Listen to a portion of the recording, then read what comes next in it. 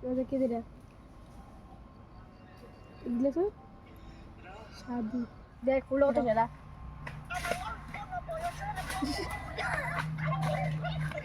এটা করছ তোরা মোবাইল তে ভাবে মোবাইল তে কিনতে টিউশন নিতে আইলাম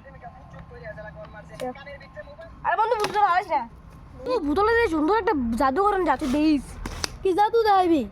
কি জাদু দেখাবি আচ্ছা দেখা তো